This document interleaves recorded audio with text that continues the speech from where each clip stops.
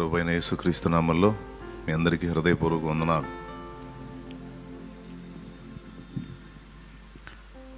పరిస్థితి చాలా అధ్వాన్నంగా ఉంది.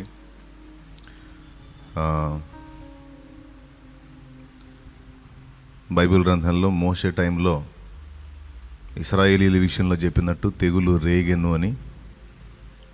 తెగులు రేగింది భారతదేశంలో ఎక్కువగా. భారతదేశం ఎక్కువ ఎఫెక్ట్ అవుతుంది.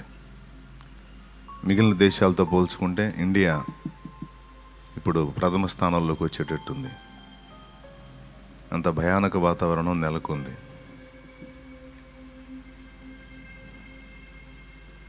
ఈవేళ ఒక దర్శనం నాకు బయలుపరచబడింది. ఒక నీరున్నటువంటి ఒక ప్రాంతం కనపడుతుంది. జలములతో నిండిన ఒక స్థలం, నీళ్లతో ఉన్న స్థలం. దాని ఒక దరిన ఒక పెద్ద చెట్టు ఉంది. నేను ఆ చెట్టు సమీపంలోకి వెళుతూ ఉంటే ఆ చెట్టుకు అవతల ప్రక్కగా ఒక కొండలాగుంది. కదులుతుంది ఈ కొండ. ఏంది నీళ్లలో ఇంతలో కదలికి వచ్చిందని గమనిస్తే అది కొండ కాదు, ఒక పెద్ద ఘట సర్పం.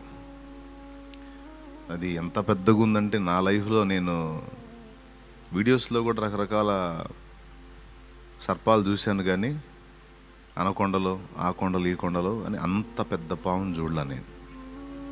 నా లైఫ్లో నేను ఇంతవరకు చూడలే నేను అంత పెద్ద సర్పాన్ని. సహజంగా సర్పానికి కోరలు రెండే ఉంటాయి, కానీ నేను చూసిన ఈ సర్పానికి ఒక డ్రాగన్కి పళ్ళు ఉంటాయి వరుసగా, ఈ సైడ్ వరుసగా అట్లా ఉంది. అనేక ప్రాణుల్ని బలి తీసుకొని మత్తిల్లి ఉంది. అది మత్తిల్లి ఉంది. కదల్లే కదులుతుంది. అదే అంత భయానకమైనటువంటి పరిస్థితుల్లో కనపడుతుంటే ప్రజలు దాన్ని వింత చూడటానికి దాని ఒడ్డున నిలబడి ఉన్నారు. ఆ నీటి ఒడ్డున అది జలముల్లో తిరుగుతూ ఉంది, కదులుతూ ఉంది. ఒక కొండ కదిలినట్టుంది అది కదులుతుంటే. అంత పెద్ద ఘట సర్పం అది. పోలీసు వాళ్ళు వచ్చి ఆ మనుషుల్ని చెదరగొడుతున్నారు. అది ఏందనుకుంటున్నారా? అది పామురా బాబు, పెద్ద ఘట సర్పం రయ్యా, సస్తారా, పొండి అని ఇటుపక్క దరుతుంటే అటుపక్క వచ్చి నిలబడుతున్నారు, అటు దరుతుంటే ఇటుపక్క వచ్చి నిలబడుతున్నారు. వాళ్ళకే అర్థం కావట్లే ఏం చేయాలో దాన్ని అని. నాకు తెలిసిన అంచనా ప్రకారం ఏ నరుడు కూడా దాన్ని చంపలేడు, అంత పెద్దగా ఉంది అది. ఏ నరుడు కూడా దాన్ని చంపలేడు. నీకు అంత భయంకరంగా ఉంది దాని రూపం, అంత పెద్దగా ఉంది. దానికి ఎవడు ప్రయత్నం చేయడానికి ట్రై చేసినా వాడు ఉండే అవకాశం లేనట్టుంది, అంత డేంజర్గా ఉంది అది. సో నాకు అర్థమైంది అదేందో. అందుకే ఇప్పుడు మన బాధ్యత గుర్తుపట్టి దేవుడే జోక్యం చేసుకొని దాన్ని నాశనం చేయాలని దేవుని వైపు మళ్ళాల్సిన అవసరత ఉంది. ఆల్రెడీ ఇప్పుడు ఆ తెగులు వచ్చింది కాబట్టి దాన్ని బట్టి నీకు ఆలోచనలో కలిగిందేమో అని మీరు అనుకునేరు. తెగులు వచ్చిందన్న సంగతి ఎప్పుడో తెలుసు నాకు ప్రజల్లోకి, కానీ అసలు దాని రూపం ఏంటి, దాని బలం ఎంత, దాన్ని అలాగ పట్టించుకోకుండా వదిలేస్తే అది ఎంత దెబ్బతీసే అవకాశం ఉంది అనే దాని వికృతత్వాన్ని చూపించాడు దేవుడు. ఎందుకంటే నేను దాని గురించి పదే మాట్లాడటం ఎందుకులే, ఒకసారి చెప్పాను కదా ఇంకా చాలా వదిలేద్దాం అనుకున్నా. కానీ దాని గురించి హెచ్చరించి అది నాశనమగునట్లు దానికోసం దేవుడు తన బలమైన బాహువు చాపి దాన్ని దెబ్బతీయున్నట్లు ప్రార్థన చేయాల్సిన అవసరత ఉంది అని చూపించాడు దేవుడు. కాబట్టి తక్కువ అంచనా వేయొద్దు. మీరు అనుకుంటుండొచ్చు మా ఫ్యామిలీ బాగుంది, మా వాళ్ళు బాగున్నారని, కానీ నమ్మలేం. ఏం జరుగుతుందో పరిస్థితులు ఎలా మారిపోతాయో, ఏ కుటుంబానికి ఎలా చిచ్చుబడిద్దో తెలియదు. ఎందుకంటే అది జలముల్లో తిరుగుతుంది. జలములు మానవ సమాజానికి గుర్తు. ప్రకటన గ్రంథంలో ఉంటుంది, జలములలో నుంచి ఘటసర్పం లేచింది, క్రూరమృగం లేచింది అంటాడు. జలములలోంచి, అగాధ జలములలోంచి క్రూరమృగం లేచింది అంటాడు. ఘటసర్పం కాదు, క్రూరమృగం. జలములు అనేది భూమి మీద ఉన్న మానవ జాతికి గుర్తు. ఆ జలములలో తిరుగుతుంది.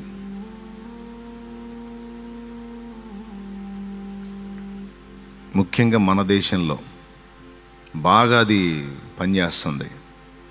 అందుకని ప్రజెంట్ ఉన్న పరిస్థితి దృష్టించి ఇంకా లోతైన ప్రసంగాలు తర్వాత చూద్దాం.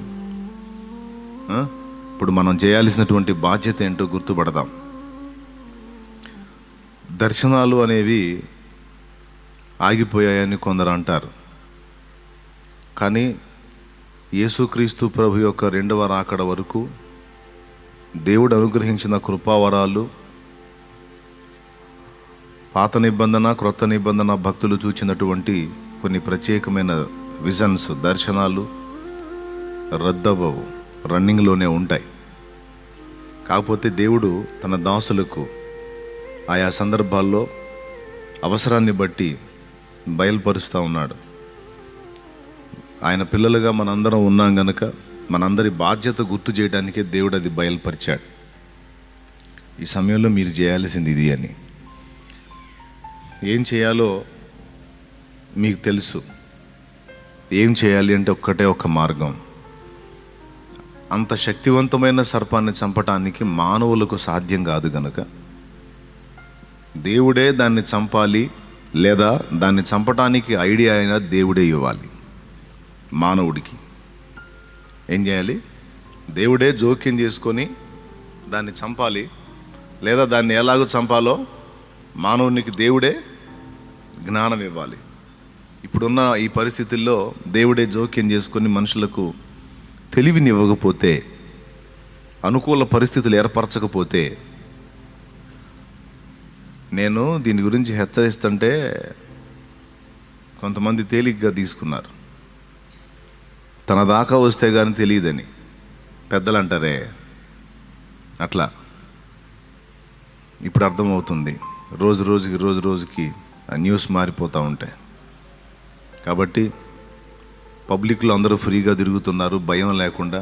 సర్పం తిరుగుతున్నా దాని దగ్గర నిలబడి సుతారం చూసినట్టుగా జాగ్రత్తలు తీసుకోకుండా, లెక్క లేకుండా ఏముందిలే అనుకుంటా. ఎంత భయంకరంగా ఉందంటే, సొంత వాళ్ళ యొక్క ప్రాణాలు కళ్ళ ముందే ఆవిరవుతుంటే ఆ గుండెలు ఎంత విలవెల్లాడతాయో చూడు.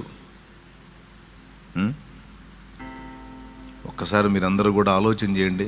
మీ కుటుంబ సభ్యుల్లో ఎవరైనా అలాంటి ఇబ్బందికర పరిస్థితుల్లో ఉంటే, హాస్పిటల్లో చేర్చుకునేదానికి అవకాశం లేక, ఊపిరాడక, భయపడి, గందరగోళం అయిపోయి, వెలవెల్లాడుతూ ప్రజలు అల్లాడిపోతుంటే మీకెంత ఇబ్బందిగా ఉంటుంది. మీ కుటుంబ సభ్యులు ఎవరైనా, మన కుటుంబ సభ్యులు ఎవరైనా ఆ స్థితిలో ఉంటే, మన దాకా రాలేదు కాబట్టి మనం ప్రశాంతంగా ఉందామని అనుకోవటం తప్పు.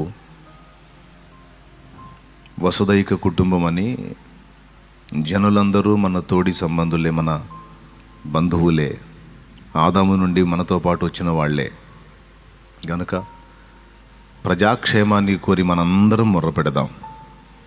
అన్యజనుడా క్రైస్తవుడా అనేది కాదు, మనం ఉండేటువంటి ప్రాంతం యొక్క ప్రజల క్షేమాన్ని మనం కోరితే అది మన క్షేమానికి కారణమవుతుందని ఇర్మియా గ్రంథంలో రాసుంది. గతంలో చూపించాను, ఒక్కసారి చూస్తారా?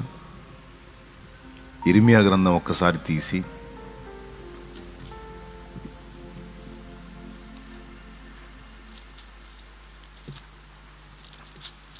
ఆ ఒక్క వచనం చదువుకొని మనం ప్రార్థన చేసుకుందాం. 29వ అధ్యాయం, ఇర్మియా గ్రంథం 29వ అధ్యాయము 7వ వచనం చూడండి. నేను మిమ్మును చెరగొని పోయిన పట్టణము యొక్క క్షేమము కోరి, నేను మిమ్మును చెరగొని పోయిన పట్టణము యొక్క క్షేమము కోరి దాని కొరకు యెహోవాను ప్రార్థన చేయుడి. దాని కొరకు యెహోవాను ప్రార్థన చేయుడి. దాని క్షేమము మీ క్షేమమునకు కారణమగును. అది లెక్క. చిన్న మాట ప్రార్థన చేసుకొని కొన్ని మాటలు దీని గురించి ధ్యానించుకొని తర్వాత అందరం ఏకమై ప్రార్థన చేద్దాం. క్లుప్త సందేశం విందాం. అసలు వాక్యం లేకపోతే బాగుండదు కనుక క్లుప్త సందేశం. ప్రేమ కలిగిన మా మహాపరిశుద్ధ తండ్రి, ఘనుడవగు దేవా, నీకు స్తోత్రమయ్యా. ఈవేళ నా తండ్రి నీ పాదాలు బట్టి మొరపెట్టుచున్నాం. జ్ఞాపకం చేసుకో, మాతో మాట్లాడు. ఈ వచనంలో నుండి మాకేం చెప్పాలనుకున్నావో దయచేసి మాకు చెప్పండి, బోధించండి, సహాయం చేయండి. సాతాను శోధనలు బంధించు, ఘట సర్పం యొక్క కార్యాలు నాశనం చేయి. దేవా అది ఎవరిని ఇంకా దెబ్బతీయకుండా దాని శక్తి నజరేయుడగు యేసు నామములో నిర్వీర్యమైపోవునుగాక. ఆ తెగులు శక్తిహీనమైపోవునుగాక. దేవా, నీ బలమైన బాహువు చేత దాన్ని నాశనము చేయుదువుగాక. కన్న తండ్రి, కనికరించి మాతో మాట్లాడు. ఉపదేశాన్ని అడ్డగింప చూసే దుష్ట శక్తులు, దురాత్మ, అంధకార, సైతానీయ శక్తుల ప్రభావం నజరేయుడగు యేసు నామములో బంధిస్తున్నాం. నీ బలహీన దాసుని మరుగు చేసి నీ బిడ్డలతో నీవే మాట్లాడమని యేసు నామమున వేడుచున్నాం తండ్రి, ఆమేన్. ఆమేన్.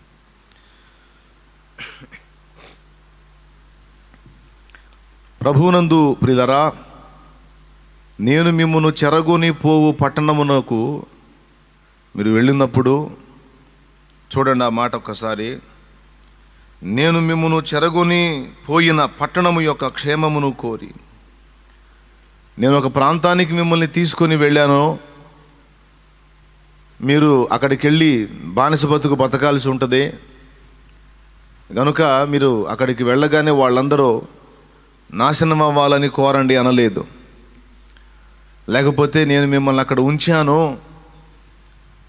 మీరున్నటువంటి ఆ ప్రాంతంలో వాళ్ళు ఏలికలు, మీరు బానిసలుగా బతుకుతారు కనుక వారి నాశనాన్ని మీరు కోరండి అనలేదు. నేను మిమ్మల్ని చెరగొని పోవు పట్టణమునకు అంటే వీళ్ళు దేవుని ప్రజలు. వీళ్ళు చెరగొని పోయే పట్టణం దేవుని ప్రజలదా, అన్యజనులదా? ఖచ్చితంగా అన్యజనులదే. కనుక అన్యజనులు సహజంగా దేవుని ఎరగనటువంటి వాళ్ళు, దేవుణ్ణి గుర్తించని వాళ్ళు, లక్ష్య పెట్టని వాళ్ళు, నిజమునకు దేవుడు కాని దాన్ని సేవిస్తున్నటువంటి వాళ్ళు. వాళ్ళ క్షేమం కొరకు మీరు ప్రార్థన చేయండి, యెహోవాను ప్రార్థన చేయండి, వాళ్ళ క్షేమం మీ క్షేమానికి కారణమైద్ది అన్నాడు. 2 మాటలు ఇక్కడ చెప్పాడు. వారి కొరకు, వారి క్షేమం కొరకు మీరు యెహోవాను ప్రార్థన చేయాలి అన్నాడు. క్లియర్గా చెప్పాడు, ప్రేయర్ తప్పనిసరిగా చేయాలి. ఎందుకు అంటే వారి యొక్క వ్యతిరేకమైన క్రియలను బట్టి నా ఉగ్రత వారి మీదకి వచ్చిందనుకో, వారితో పాటు నీ మీద కూడా దాని ఎఫెక్ట్ పడుద్ది. బాగా గమనించాలి. భక్తిహీనుడి పొలమునకు తెగులు వచ్చిందనుకో, ఆ తెగులు చుట్టుపక్కల ఉన్న పొలాలన్నిటికీ వ్యాపించే ప్రమాదం ఉంది. అందుకే భక్తుడైనా భక్తిహీనుడైనా అందరి క్షేమాన్ని కోరి, పోని భక్తిహీనుడు చేయకపోయినా, దేవుని మాట వినకపోయినా వాని పక్షంగా భక్తుడు ప్రార్థన చేయాలి. ముఖ్యంగా ఎందుకోసం ప్రార్థన చేయాలంటే వాడి క్షేమం మన క్షేమానికి కారణమవుతుంది, వాడి నాశనం మన నాశనానికి కూడా కారణమవుతుంది. ప్రభువా, వాడంటే తప్పు చేశాడు, తెగులు వస్తే వాడి పొలానికి రావాలి, నా పొలానికి ఎందుకు వచ్చిందయ్యా? నేను భక్తుడిని కదా. వాడంటే తప్పుడోడు, తప్పులు చేసినోడు. వాడంటే బుద్ధిహీనుడు, బుద్ధిహీనంగా జీవించినోడు. వాడంటే భక్తిహీనుడు. వాడి ఇంటికి వచ్చినా, వాడి పొలానికి వచ్చినా, వాడి వ్యవహారం దేని వాడికి వచ్చినా అది అర్థం ఉంది. నేను నీ భక్తుడిని కదా, మరి నాకెందుకు వచ్చిందయ్యా? అప్పుడు దేవుడు అంటాడు, వాడేమో భక్తిహీనుడై, బుద్ధిహీనుడై, నాకు వ్యతిరేకై సమస్య తెచ్చుకున్నాడు. కానీ నీకెందుకు అనుమతించానో తెలుసా? వాడు చేయాల్సినవి కొన్ని ఉన్నాయి, నువ్వు చేయాల్సినవి కొన్ని ఉన్నాయి. వాడు మారు మనసు పొందాలి, నన్ను తెలుసుకోవాలి, నన్ను వెంబడించాలి. అది ఓకే, నాకు తెలుసు ఆ సంగతి. కానీ వాడి మనోనేత్రాలు వెలిగించబడలేదు, వాడు ఇంకా ఆ స్థితికి రాలేదు. వాడు ఆ స్థితికి వచ్చిందాకా వాడి పక్షంగా నువ్వు విజ్ఞాపన చేసేది ఉండే, వాడి పక్షంగా నువ్వు ప్రార్థన చేసేది ఉండే. కానీ నీ మనసులో ఏముంది? వాడు పోతే పోయాడు, భక్తిహీనుడు, బుద్ధిహీనుడు, వాడు పోతే పోయాడు, దరిద్రుడు, నేను మాత్రం బాగుండాలనే ఆలోచన నీలో ఉంది. అందుకే నీవు నీ స్వార్థాన్ని చూసుకొని నీ మట్టుకు నువ్వు క్షేమంగా ఉన్నావని సంబరపడుతున్నావు. ఇది నాకు నచ్చలేదు అంటాడు దేవుడు. అర్థమైందా? నేను మంచివారి మీదనో చెడ్డవారి మీదనో వర్షమును కురిపిస్తున్నాను, నా సూర్యుని ఉదయింపజేస్తున్నాను, పక్షపాతం లేకుండా అందరినీ ప్రేమించి సహాయపడుతున్నాను. నా బిడ్డగా నీ దగ్గర నా మనసేది? వారి కొరకు ప్రార్థించమని నేను చెప్పా. వాడు విన్నా వినకపోయినా కనీసం వాని పక్షంగా నువ్వు వేడుకోమని నేను కోరుకున్నా. కానీ నీ మనసులో ఏముంది? వాడు పోతే పోయాళ్లే, నేను బాగుండాలని ఉంది. వాడి ఇంటికి భూకంపం వస్తే పక్కన నీళ్లు కూడా పోయిద్దిరా పిచ్చోడా. ఇది నీ బుద్ధిహీనత. వాడు నాశనం అయితే వాడితో పాటు నేను కూడా నాశనం అయ్యే అవకాశం ఉంది. కనీసం నా క్షేమం కోసమైనా వాడి క్షేమాన్ని నేను కోరాలి. హల్లెలూయా, హల్లెలూయా. వాడింట్లోకి పాము జొరబడింది, వాడింట్లో పాము జొరబడింది, పక్కనే నీళ్లు కూడా ఆనుకొని ఉంది. వాడింట్లో అది కనపడలే, ఎటుపోయిందో. అక్కడ మిస్ అయితే ఎక్కడొస్తుంది? ఇంకా ఎక్కడొస్తుంది? పక్కింటోకేగా. కాబట్టి సచ్చినట్టు నువ్వు కూడా దాన్ని అందిపుచ్చుకొని చంపడానికి అవసరమైతే వానితో పాటు నువ్వు కూడా కష్టపడాల్సి ఉంది. జాగ్రత్తగా బ్రతకటం వాడికి దేవుని హెచ్చరిక అయితే, ఒకవేళ వాడు ఏదన్నా బ్యాలెన్సులు మిస్ అయినా వాని పక్షంగా ప్రార్థన చేసి వాని క్షేమాన్ని కూడా కోరాల్సిన బాధ్యత నీది. ఈ పని నువ్వు చేయనందున వాని మీదకి వచ్చే శిక్షలో నువ్వు కూడా వాటాదారుడు అవుతున్నావు అని దేవుడు అంటున్నాడు. ఇదేమి న్యాయం అని నువ్వు దేవుని అనగలవా? ఆ డైలాగ్ ఉందా నీకు? స్తోత్రం చెప్పండి ఒక్కసారి, గట్టిగా చెప్పండి. ఇదేం న్యాయం అని నువ్వు అనగలవా? అనలేవు. ఎందుకంటే నీ బాధ్యత ఉంది. నువ్వు భక్తుడవే, భక్తురాలివే.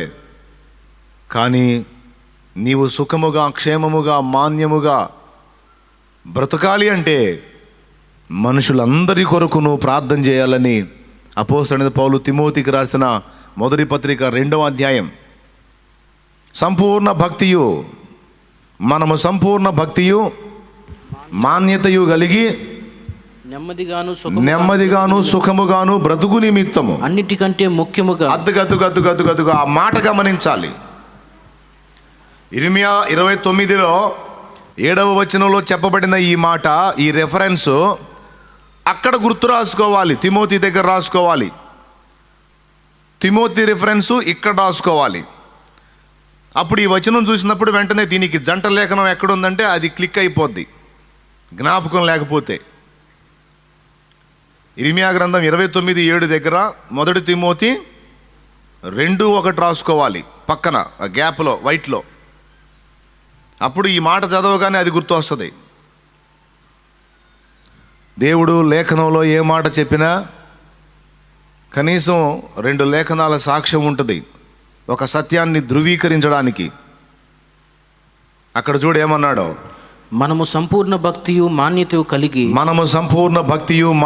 కలిగి నెమ్మదిగాను సుఖముగాను బ్రతుకు నిమిత్తము అన్నిటికంటే ముఖ్యముగా. ఆ మాట రౌండ్ కొట్టాలి. అన్నిటికంటే ముఖ్యముగా. అన్ని అంటే చాలా ఉన్నాయి, అన్నిటిలో చాలా ఉన్నాయి. ఎన్నో రకాల విషయాల గురించి మనం ప్రార్థన చేస్తాం. సత్యం కోసం ప్రార్థన చేస్తాం, ఆత్మల రక్షణ కోసం ప్రార్థన చేస్తాం, సువార్త వ్యాప్తి కోసం ప్రార్థన చేస్తాం, రకరకాల సంగతులను గురించి, సంఘ క్షేమాభివృద్ధి కోసం ప్రార్థన చేస్తాం, సేవకుల కోసం ప్రార్థన చేస్తాం, సంఘ అవసరతలు, చర్చి అవసరతల కోసం ప్రార్థన చేస్తాం, మన రకరకాల సమస్యల కోసం ప్రార్థన చేస్తాం, మన అప్పుల కోసం, నొప్పుల కోసం, తిప్పల కోసం, రోగాల కోసం, సకల సమస్యల కోసం మనం ప్రార్థనలు చేస్తాం. మనం చేసే విజ్ఞాపనలు ఒకే రకంగా ఉండవు. రకరకాల అవసరతల కోసం రకరకాల విజ్ఞాపనలు మనం చేస్తాం. నువ్వు ఎన్ని రకాల విజ్ఞాపనలు చేస్తావో అన్నీ ఒక పక్కన పెట్టి అన్నిటికంటే ముఖ్యముగా మనుషులందరి కొరకును. అద్దుగో అద్దుగో అద్దుగో అద్దుగో స్టార్టింగ్లోనే కొట్టేశాడు. మనుషులందరి కొరకు, మనుషులందరి కొరకు, మనుషులందరి కొరకు, రాజుల కొరకును, తర్వాత మనుషులేలే రాజుల కొరకు, అధికారులందరి కొరకును. ఇప్పుడు రాజులు అనే వాళ్ళు సరైనటువంటి పరిపాలనా దక్షత కనపరచకపోతేనే ఇంత ప్రాణ నష్టం జరుగుతుంది. ఇప్పుడు ప్రమాద తీవ్రత అనేది తక్కువ అంచనా వేసి దానికి ఒకవేళ మనకు పరిస్థితులు బెడిస్తే ముందు జాగ్రత్తగా మనం ఏమేం చర్యలు తీసుకోవాలనేది. ఇప్పుడు ఒక రౌండ్ వచ్చింది, కరోనా వచ్చి ఆగిపోయింది. ఆగిపోయినప్పుడు మధ్యలో గ్యాప్ ఇచ్చింది. దాదాపు 8 నుంచి 9 నెలల కాలం గ్యాప్ వచ్చింది. ఈ గ్యాప్లో ఒకవేళ మళ్ళా తిరగబెడితే దీని విషయంలో ఎలాంటి జాగ్రత్తలు తీసుకోవాలి, దానికోసం ఎలాంటివి సిద్ధపరచుకొని ఉంచుకోవాలనేది ప్రభుత్వాలు ముందుగానే రెడీ అయి ఉండాల్సి ఉండే బాధ్యత. ఒక్కసారి తెగులు రేగి ఇంతమందిని నష్టపోయాం, ఇంత మనం ఇబ్బంది పాలైపోయి లాక్డౌన్ చేసుకునే పరిస్థితి పడింది. ఈసారి అలాంటి పరిస్థితి కలగకుండా మనం ఎలాంటి స్టెప్పులు తీసుకోవాలని టీకా ఓట్ లైన్లో తీసుకొచ్చారు. వ్యాక్సిన్ లైన్లో తీసుకొచ్చారు. అది పూర్తిగా ఇంకా ప్రజలకు అందనే లేదు. తెగులు మళ్ళీ రేగటం మొదలుపెట్టింది, మళ్ళీ సర్పం పడగెత్తి బుసగొట్టడం మొదలుపెట్టింది. ఇప్పుడు విలయతాండవం చేస్తూ ఉంది. ఇప్పుడేం చేయాలా?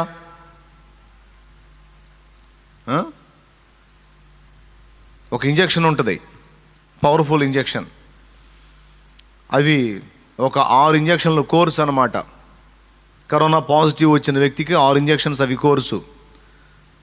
ఈ పాజిటివ్ వచ్చిన వ్యక్తి యొక్క స్థితిలో 3 దశలు ఉంటాయి, 3 లేక 4 దశలు. మొదటి దశ అసలు లక్షణాలు ఉండవు, ఏముండదు. వచ్చిన వ్యక్తితో నేను తిరిగాను అని చెక్ చేయించుకుంటే పాజిటివ్ వస్తుంది. వెంటనే కొంచెం ఆవిరి పట్టుకుంటా గోరువెచ్చని నీళ్ళు దాక్కుంటా ఉంటే అస్సలు కనపడదు. ఒక 2-3 రోజులు 4 రోజుల్లో మళ్ళీ టెస్ట్ చేయించుకుంటే నెగిటివ్ వచ్చేస్తుంది. ఇది మొదటి దశ. రెండవ దశ కొన్ని లక్షణాలు కనపడతాయి. కొన్ని లక్షణాలు అంటే 1-2 లక్షణాలు, కాస్త గొంతు నొప్పిగా ఉండటము, కాస్త జ్వరం కాకుండా గొంతు నొప్పి, కాస్త జలుబు చేసినట్టు, ముక్కు దిబ్బడ, లేకపోతే కొంచెం బాగా జలుబు ముదిరినప్పుడు స్మెల్ అర్థం కాకపోవటం, అలాంటివి ఉంటాయి కదా. అది రెండవ లక్షణం అన్నట్టు. అట్లాగా రెండవ దశలో 1-2 లక్షణాలు కనపడతాయి. కనపడ్డప్పుడు వెంటనే టెస్ట్ చేయించుకొని తగు జాగ్రత్తలు తీసుకుంటే ఒక 4 రోజుల్లో మళ్ళీ టెస్ట్ చేయించుకుంటే 5వ రోజు మళ్ళీ నెగిటివ్ వచ్చేస్తుంది. మూడవ దశ, మొదటిది అయిపోయి రెండవది అయిపోయి మూడవది జ్వరం వస్తుంది. జ్వరం ఏది, కొంతమందికి డైరెక్ట్గానే జ్వరం వస్తుంది. ఆ జ్వరం తగ్గిన తరువాత ఏముంది లేని వదిలేస్తారు. కానీ ఆ జ్వరం వచ్చింది అంటే ఇప్పుడున్న పరిస్థితుల్లో ఖచ్చితంగా ముందు టెస్ట్ చేయించాలి. పరీక్ష చేయించుకొని అది టైఫాయిడా, మలేరియానా, లేకపోతే డెంగ్యూనా అనేది చూసుకొని గమనించుకొని ఇవేవి కాదు పాజిటివ్ వల్ల వచ్చిందే అనే పని అయితే వెంటనే ఆ జ్వరానికి ట్రీట్మెంట్ తీసుకొని కాస్త కేటాయించినటువంటి మెడిసిన్స్ కొన్ని ఉన్నాయి, ఫలానా మెడిసిన్స్ అని. అవి వేసుకుంటే ఆటోమేటిక్గా 4 రోజుల్లో 5 రోజుల్లో మహా అయితే ఇంకొక రోజు అదనంగా ఆటోమేటిక్గా తగ్గిపోతుంది, మళ్ళీ నెగిటివ్ వచ్చేస్తుంది. ఇక 4వ దశ ఉంది. ఈ ముందు చెప్పినవన్నీ కూడా సిమ్టమ్స్ అన్నీ కనపడి ఏముందిలే మనకేముంది ఊరకు అట్లా కనపడుతుంది ఏం లేదులే అని కొంచెం నిర్లక్ష్యంగా ఉంటే కొంచెం దగ్గు, ఊపిరితిత్తుల్లో కొంచెం ఇబ్బందిగా ఉన్నట్టు బ్రీతింగ్ సమస్య ఏర్పడుతుంది. O2 చెక్ చేస్తే కొంచెం తక్కువ కనపడతా ఉంటుంది. బాగా గుర్తించాల్సింది ఏంటంటే O2 చెక్ చేయాలి. అంటే ఆక్సిజన్ ఎలా ఉంటుంది, ఆక్సిజన్ లెవెల్స్ ఎలా ఉన్నాయి మనలో అనేది చెక్ చేసుకుంటే అందులో అర్థమవుతుంది. 90కి 97 నుంచి 98 వరకు ఉండాల మామూలుగా. 96, 95 పర్వాలేదు. 90 కాడికి వచ్చి కనపడుతుంది అనుకో, కొంచెం జాగ్రత్తలు తీసుకోవాలా. ఆ జాగ్రత్తలు ఏంటంటే అవకాశం ఉంటే ఆక్సిజన్ పెట్టుకొని ట్రీట్మెంట్ చేయించుకోవాలా. అప్పుడు ఈ ఊపిరితిత్తులు ఏమంటారు దాన్ని, స్కానింగా,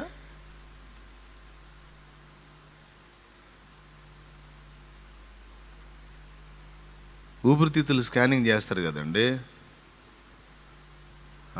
సిటీ స్కానింగా, టౌన్ స్కానింగా? ఊపిరితిత్తుల్ని పరీక్ష చేస్తారు. పరీక్ష చేసి ఇంత % నెమ్ము వచ్చింది, ఇంత % నెమ్ము వచ్చిందని చెప్పేస్తారు. అప్పుడు దానికి ఏది ఊపిరితిత్తులు బాగా ఇబ్బంది అయిపోయి బ్రీతింగ్ సమస్య ఉంటే దానికి వాడే ఇంజక్షన్లు ఒక 6 ఇంజక్షన్లు కోర్సు ఉంటుంది అన్నమాట. ఆ 6 ఇంజక్షన్లు పడ్డాయంటే మొత్తం క్లీన్ అయిపోయింది. దీనికి పరిష్కారం ఇంకొకటి కూడా ఉంది. ఆల్రెడీ సమస్య వచ్చిన వాళ్ళు వాడవచ్చు, సమస్య రాని వాళ్ళు కూడా ముందుగా వాడుకోవచ్చు. హోమియోలో ఉంది. ఆర్సెనికా ఆల్వి అని సంథింగ్ నేమ్తో ఒక మెడిసిన్ ఉంది హోమియోలో. హోమియో వైద్యులను అడిగితే ఇస్తారు. ఇమ్యూనిటీ పవర్కి, అలాగే ఊపిరితిత్తుల సంబంధమైన సమస్యలు ఏర్పడకుండా అది మన బాడీలో ఉండి ముందుగానే అడ్డగిస్తుంది అన్నమాట. హోమియోలో ఉంది.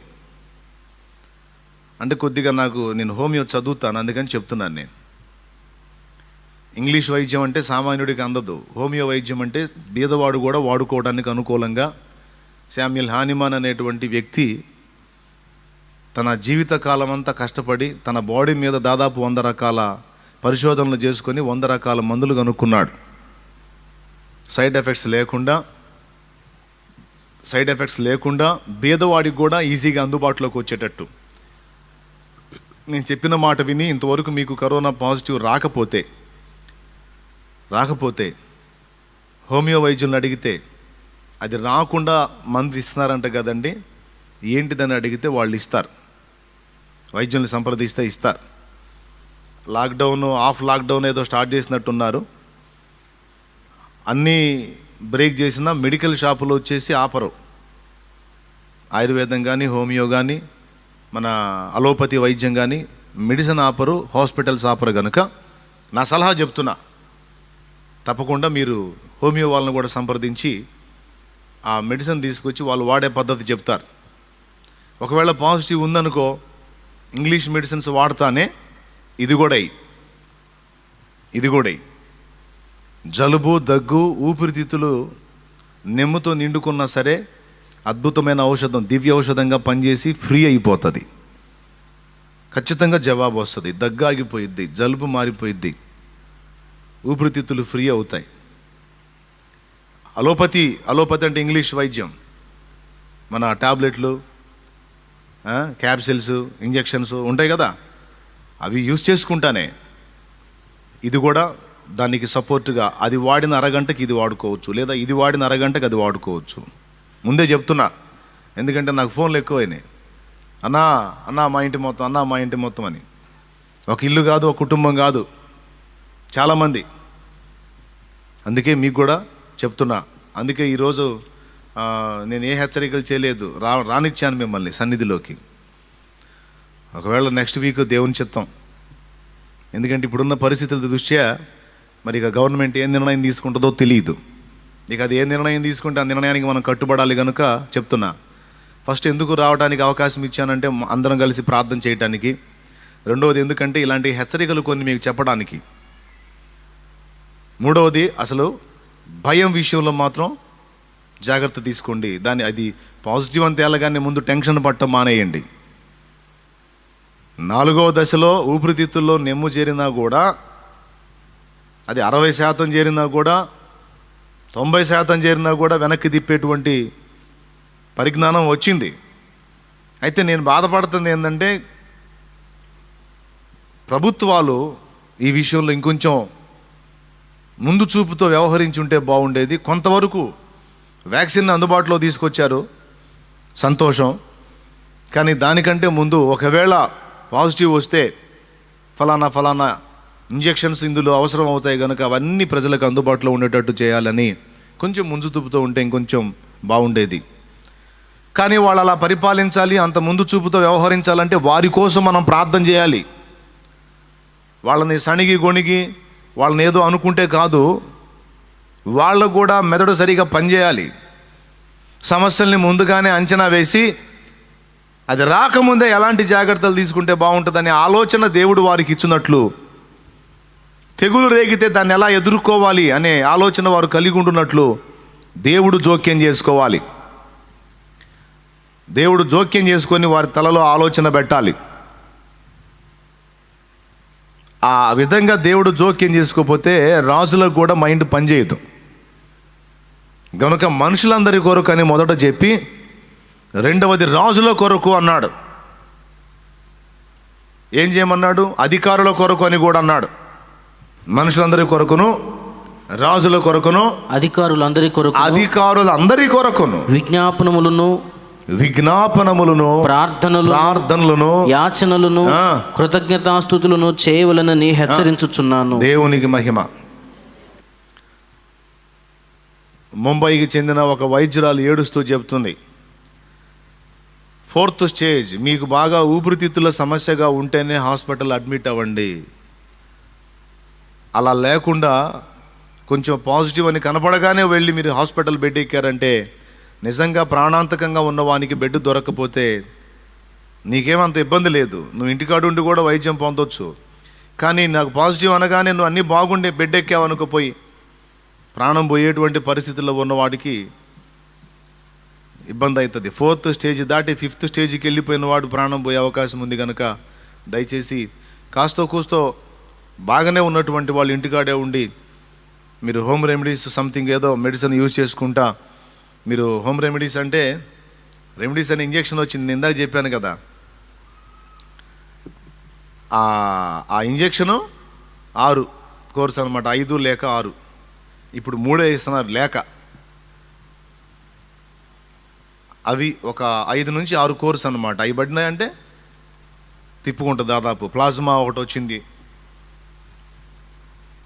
అది కూడా ఎక్కించవచ్చు, దాదాపు తిప్పుకుంటారు.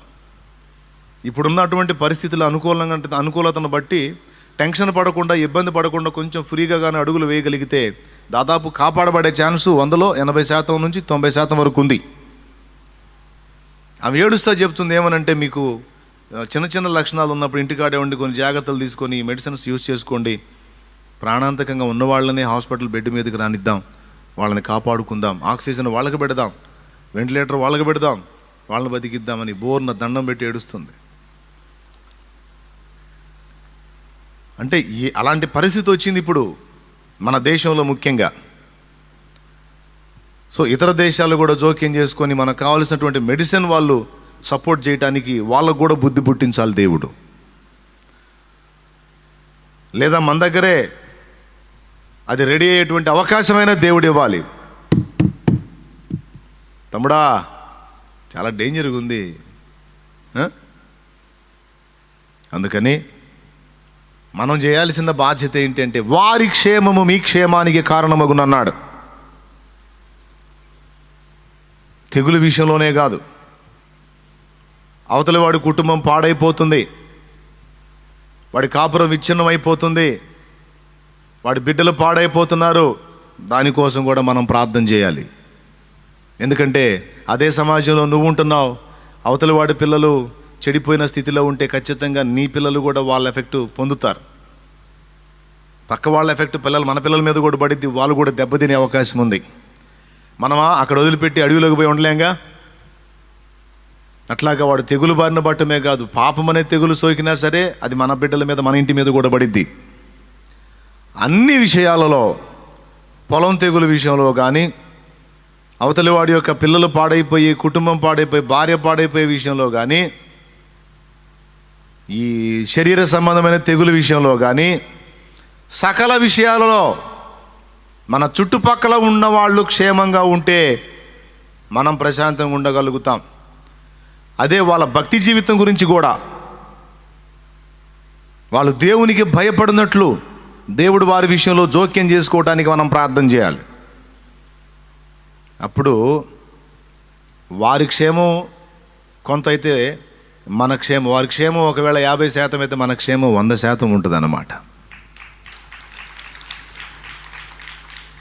నిజంగా చెప్తున్నాను, పొరుగువారి క్షేమాన్ని యథార్థంగా కోరుకున్నట్టయితే నీ ఒక్క విషయంలో నీ కుటుంబమే అనుకోకుండా ఇతరుల మంచి చెడ్డ కూడా నువ్వు వాళ్ళ అన్యులైనా కావచ్చు వారి క్షేమాన్ని నువ్వు కోరుకుంటే నీకు 100% క్షేమాన్ని దేవుడు ఇస్తాడు. ఎందుకంటే ఆయన చెప్పిన ఆజ్ఞ నువ్వు విన్నావు కాబట్టి. కొంతమంది అంటారు అది పాత నిబంధనలు, ఇరిమియా కాలంలో ఇరిమియా వాళ్ళకి చెప్పిందిలే మనకు కాదని అనుకునేరు. ఈ మాట మనం అంటామనే పాత నిబంధనని నూతన నిబంధనలో తిమోతి దగ్గర రాపిచ్చాడు. దేవునికి మహిమ కలుగును గాక. హల్లెలూయా. కొంతమంది ఉంటారు, బ్రదర్ వాక్యం తెలుసుకోవాలి బ్రదర్, వాక్యం చెప్పడం ఎలాగనే తెలుసుకోవాలి, నేర్చుకోవాలి బ్రదర్. నూతన నిబంధనలో ఉండి పాత నిబంధనల లేఖనం చూపించి అలాగ మనం చేయాలంటావు ఏంటి బ్రదర్ అని కొంతమంది పాఠాలు నేర్పబోతారు. అందుకని చెప్తున్నా, పాత నిబంధనలో ఉందని మనం కొట్టేస్తామేమో అని మనము సంపూర్ణ భక్తియు మాన్యతయు అంటే గౌరవనీయంగా, మూడవది నెమ్మదిగాను సుఖముగాను బ్రతుకు నిమిత్తం, మనము అంటే మన కోసం, ఇక్కడ కూడా మీ క్షేమము నిమిత్తము వారి కోసం ప్రార్థన చేసి యెహోవాను వేడుకోండి అన్నాడు ఇర్మియాలో. అక్కడేమో దేవునికి ప్రార్థన, విజ్ఞాపన, యాచన, కృతజ్ఞతాస్తుతులు. ప్రార్థనలు, విజ్ఞాపనలు, యాచనలు, కృతజ్ఞతాస్తుతులు చెల్లించాలి. ఇది చూడు, ఆ తర్వాత చదువు. ఇది మంచిదియు, అద్దుగద్దుగదు, ఇది మంచిదియు మన రక్షకుడగు దేవుని దృష్టికి అనుకూలమునై, మన రక్షకుడగు దేవుని దృష్టికి అనుకూలమునై ఉన్నది. అద్దుగది దేవుని స్తోత్రం. హల్లెలూయా. ఇది మంచిదియు మన రక్షకుడగు దేవుని దృష్టికి అనుకూలమునై ఉన్నది. కాబట్టి ప్రియులారా, వారి కోసం ప్రార్థన చేయటమే కాదు, వినండి వినండి వినండి, వారి కోసం ప్రార్థన చేయటమే కాదు, ఈ కష్టకాలంలో వారు అన్యులైనా సరే మనం చేయదగ్గ సాయం ఏదైనా ఉంటే తప్పనిసరిగా వాళ్ళకి చేయాలి. ఎందుకంటే దేవుని ప్రేమ చూపించే టైం ఇది. మనం యేసుప్రభు నమ్ముకో, యేసుప్రభు గొప్ప దేవుడు, యేసుప్రభు నమ్ముకో, ఆయన నీకు ఎలా చేస్తాడు అలా చేస్తాడని మాటలు చెప్పాం. యేసుప్రభు ప్రేమ కలిగిన దేవుడు, అంత ప్రేమించాడు, ఎంత ప్రేమించాడు, ప్రేమించి ప్రాణం పెట్టాడని చెప్తున్నాం కదా. ఈ ప్రేమ ఆ యేసయ్య బిడ్డగా నీలో అన్ని జనులు చూసేటువంటి అద్భుత సమయం ఇది. గుండె చెదిరిన వారిని ఇంకా గుండె చెదరగొట్టలేదు దేవుడు, గుండె చెదిరిన వారిని బాగు చేశాడు, ధైర్యపరిచాడు. గుండె చెదరిన వారిని బాగు చేయువాడని, గుండె చెదరిన వారిని బాగు చేయువాడని, వారి గాయములన్నీయు కట్టుచున్నవాడని, వారి గాయములన్నీయు కట్టుచున్నవాడని. దేవునికి స్తోత్రము గానము చేయుటయే మంచిది, మనమందరము స్తుతి గానము చేయుటయే మంచిది. మన దేవుని మనసేంటి? క్రీస్తు యేసు మనసేంటి? అయ్యా అని కేక వేసిన వాడిని దాటిపోయాడా?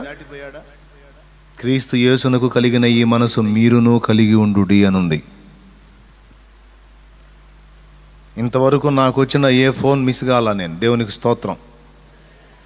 నాకు అవకాశం ఉన్నంత వరకు నేను వెళ్ళి తిరిగి వాళ్ళకి కావలసిన మందులు ఇంకా కావలసిన ఏర్పాట్లు ఏమన్నా ఉంటే చేయడానికి గత 2 రోజులుగా నేను ప్రయాసపడతా ఉన్నాను. అంటే ఇప్పుడు నువ్వు చేస్తున్నావా లేదా అని అడుగుతారు కదా నన్ను. అందుకని మీకు ధర్మ సందేహం రాకుండా పోతే నేను సస్తానేమో అని గూట్లో కూర్చోలా. నేను గత 2 రోజులుగా తిరుగుతూనే ఉన్నాను జనాల్లో. వాళ్ళ మధ్యలోకి కూడా వెళ్ళి ఏదో నా జాగ్రత్తలు నేను తీసుకొని పాపం వాళ్ళు మాస్కులు పెట్టుకొని జాగ్రత్తగా ఉండి, అసలు నువ్వు మాకు పంపించావన్నా, మాకు సాయం చేసావన్నా అని వాళ్ళ ఆనందం కాదు. మంచిది, మనం చేయాలి. నా ప్రియమైన దేవుని బిడ్డలారా, నా యేసయ్య పిల్లలారా, మీకు కూడా యేసు మనసు ఉండాలి. నేను చేస్తున్నాను, ఎంత మంచి ఉండవు అని నన్ను మెచ్చుకోండి అని చెప్పట్లని. కాకపోతే ఆ మనసు మనం కలిగి ఉన్నామా లేదా అనడానికి మన ప్రభువు కలిగి ఉన్నాడు. అదే మనసుతో నేను కూడా ప్రయాణం చేయడానికి తిప్పలు పడుతున్నాను. నన్ను వెంబడించేటువంటి బిడ్డలుగా మీరు కూడా మనసు కలిగి ఉండాలి. వారి కోసం జస్ట్ ప్రేయర్ చేయటమే కాదు, వారికి ఫోన్ చేయండి, బలపరచండి, ధైర్యపరచండి. ఒకవేళ ఏవైతే మెడిసిన్స్ ఉన్నాయో ఇప్పుడు ఎట్లా వస్తుందో తెలుసా? కుటుంబం మొత్తానికి వస్తుంది. కుటుంబం మొత్తానికి వస్తుంది. తలుపులు వేసుకొని కూర్చుంటున్నారు లోపల. ఏంటంటే పిల్లలు జ్వరం అంటున్నారన్నా, అమ్మాయికి జ్వరం అన్నా, నాకు జ్వరం అన్నా, అంటే మొత్తం ఫ్యామిలీ మొత్తానికి చుట్టేసింది అనమాట. అంతకుముందేమో సింగిల్ పర్సన్కి, ఇప్పుడు మొత్తం కుటుంబానికి. కొంచెం మనం ముందుగానే మేలుకొని వాళ్ళకి దేవుని ప్రేమ చూపగలిగితే ఎవ్వరికీ ప్రాణాంతకం కాదు. అనుమానం రాగానే ముందు టెస్ట్ చేయించి జాగ్రత్తలు తీసుకోవటం మొదలుపెట్టి, కాస్త ఒక కుటుంబంలో ఒక వ్యక్తికి వచ్చిందనుకో ఆ వ్యక్తి కొంచెం సపరేట్గా ఉండి, మిగిలిన వాళ్ళు కొంచెం మాస్కులు గ్లౌజులు ధరించి కొంచెం ఆ వ్యక్తికి సపోర్ట్ చేస్తే మిగిలిన వాళ్ళకు సోకకుండా ఆ వ్యక్తి సపరేట్గా ఉన్నాడు కనుక ప్రశాంతం. ఒకవేళ కుటుంబం మొత్తానికి లక్షణాలు కనపడ్డాయి, జ్వరాలు వచ్చినాయి, లేకపోతే జలుబులు వచ్చినాయి, దగ్గులు తుమ్ములు గట్రా వచ్చినాయి, ఓకే, మొత్తం పాపం లోపల కూర్చొని ఎవరు బయట రావచ్చు కాదు. ఎందుకు రారో తెలుసా? వాళ్ళ నీతి చూడండి. వాళ్ళు ఎందుకు రారో తెలుసా? మనం పోతే బయట ఎదుటోడికి వచ్చిద్ది. మనం బయటికి వెళ్తే ఎదుటోడి ఇబ్బంది పడతాడు. మనకు వచ్చిన బాధ ఎదుటోడికి ఎందుకు రావాలని వాళ్ళు ఇంట్లోనే కూర్చుంటారు, ఉన్నదే తింటా. అది వాళ్ళ నీతి. కాబట్టి మనం ఏం చేయాలి? ఒకళ్ళు ఏం చేశారో తెలుసా? నెల్లూరులో సంథింగ్ ఎక్కడో, అదంతా దుర్మార్గమో చూడండి. ఫ్యామిలీ మొత్తం వచ్చిందో రాదలేదో తెలియదు, ఒకరిద్దరికి కరోనా పాజిటివ్ వచ్చింది. ఎదురింటి వాళ్ళందరూ లోపల ఉన్నారు కదా, వీళ్ళు బయట గడి పెట్టి తాళం వేశారండి. ఎదురింటి ఎందుకు? వాళ్ళు వస్తే మాకు వచ్చింది, వాళ్ళు బయటకు వస్తే మాకు వచ్చిందని. ఇది ఎంత దుర్మార్గం, ఎంత అన్యాయం. అరే ఇరుగు పొరుగుగా ఉన్నప్పుడు, ఎదుటోడు ఆ ఇబ్బందిలో ఉన్నప్పుడు వాడి ఇంటికి వచ్చింది, నీ ఇంటికి రాదు? నువ్వేమన్నా మహిమ శరీరధారివా? నువ్వు అదే శరీరం కలిగి ఉన్నావుగా. ఇప్పుడేం చెప్తున్నారు? వాయువు ద్వారా కూడా వస్తుందని చెప్తున్నారు, గాలి ద్వారా కూడా వచ్చేస్తుందని చెప్తున్నారు. ఎక్కడ తప్పించుకుంటావు? వాడు ఆపదలో నువ్వు తలుపులు తాళం వేయటం కాదు, తలుపు కొట్టి ఆ మందులు, ఆహార పదార్థాలు వాళ్ళకి అందించాలా. 4 రోజులు కష్టపడు, 5వ రోజు మొత్తానికి నెగిటివ్ వచ్చేస్తుంది. లేకపోతే 5 రోజులు కష్టపడు, వాళ్ళకి హెల్ప్ చేయి, 6వ రోజు నెగిటివ్ వచ్చేస్తుంది. నమస్కారం చెబుతారు, జీవితకాలం గుర్తుపెట్టుకుంటారు. రేపు నీ ఇల్లు తలుపేసుకొని కూర్చోవాల్సి వస్తే వాళ్ళు నువ్వు చేసిన దానికి 200 చేసి నీకు పెడతారు. తాళం వేసేసాడు వాడు. మరి మనిషి ఏం తింటున్నాడో కడుపుకి అర్థం కాల నాకు. ఎంత గుండె కోత అండి.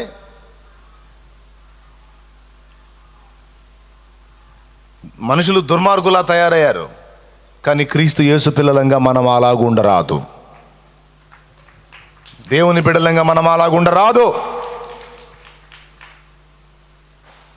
మీ జాగ్రత్తలు మీరు తీసుకోండి, గ్లౌజులు ధరించండి, మాస్క్ ధరించండి.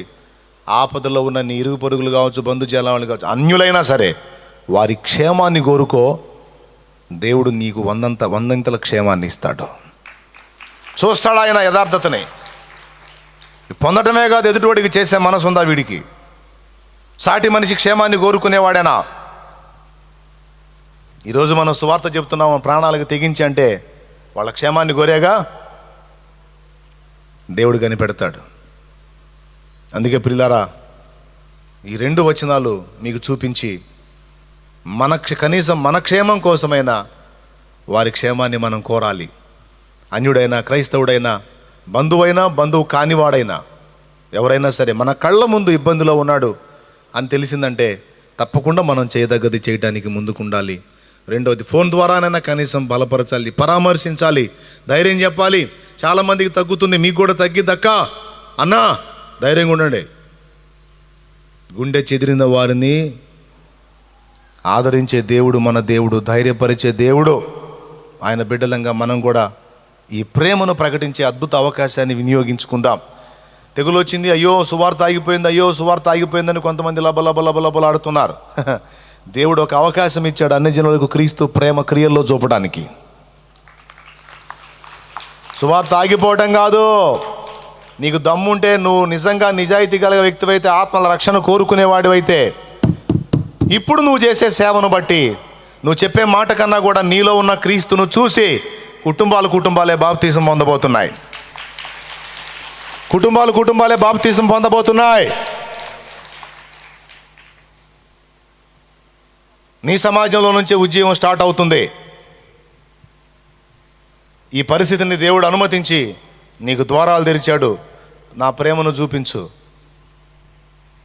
నా ప్రేమను చూపించు, నా బిడ్డలకి నా ప్రేమను ప్రకటించు, క్రియల్లో చూపించు. మొత్తం తర్వాత లైన్లోకి వస్తారు. దేవునికి మహిమ కలుగును గాక. హల్లెలూయా. ఎంతమంది దీన్ని ఆలోచిస్తున్నారో నాకు తెలియదు, ఎంతమంది దీన్ని పరిగణలో తీసుకుంటారో నాకు తెలియదు. ఒకసారి నా దగ్గరికి 4 తమ్ముళ్ళు వచ్చారు. వాళ్ళలో తమ్ముడు ముందుకు వచ్చాడు. గతంలో చెప్పా, మళ్ళీ చెప్తున్నా. నా దగ్గరికి వచ్చి, అన్న 2 రోజుల నుంచి ఇంటూ అన్నం లేదన్నా అన్నాడు. 2 రోజుల నుంచి ఇంటూ అన్నానికి లేదన్నా, కుటుంబం పెద్దది, చాలా ఇబ్బందిగా ఉందన్న అన్నాడు. 4గురిలో ఒకడు ముందుకు వచ్చి, నా దగ్గర కొంత డబ్బు ఉంది, కొంత ఉంది, కోపం వచ్చింది నాకు. నేను అన్నాను, నువ్వు సన్నిధికి వస్తావా అన్నాను. వస్తానన్నా, ఇక్కడికే వస్తాను అన్నాడు. మరి 2 రోజుల నుంచి అన్నానికి లేకపోతే నువ్వు మనిషివే అన్నాను అన్నా. మనిషివే అన్నాను, నువ్వంటే పెద్దోడివి, ఆకలి తట్టుకుంటావు, ఇంట్లో పిల్లలు ఉన్నారన్నా, పిల్లలు అల్లాడరా? నేను ఎన్నిసార్లు చెప్పా, ఇబ్బందిగా ఉంటే ఖచ్చితంగా కలిసి ముందు తీసుకెళ్ళి తినండి, ముందు ఇబ్బంది లేకుండా అని చెప్పా కదా. నేను ఏం చేస్తున్నా అని గద్దించి నా జేబు చూశాను. 450 ఉంది.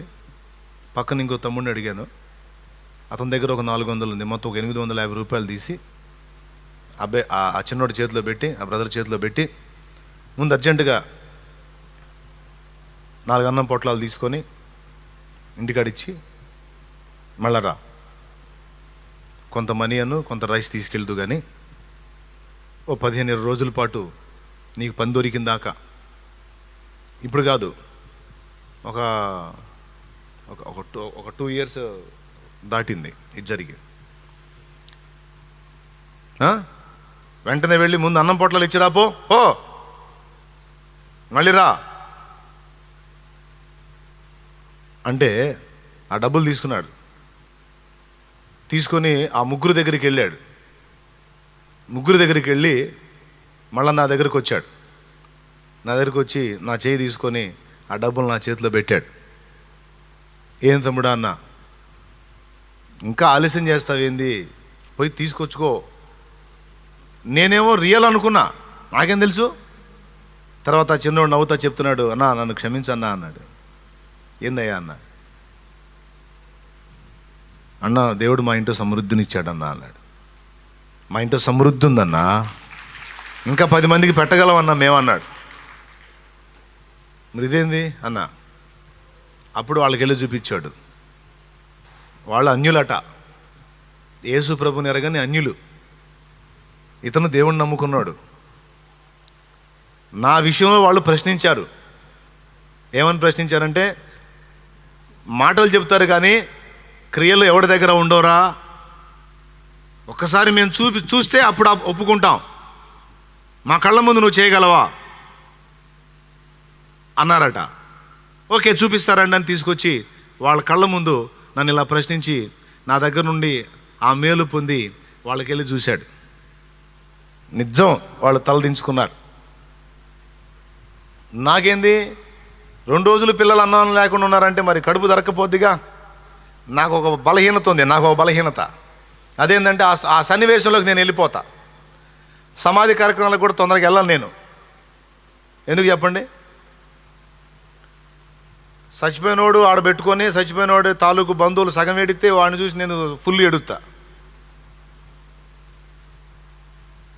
నాకు అదొక ఇబ్బంది. అంటే నా సన్నివేశాలన్నీ గుర్తొస్తాయి.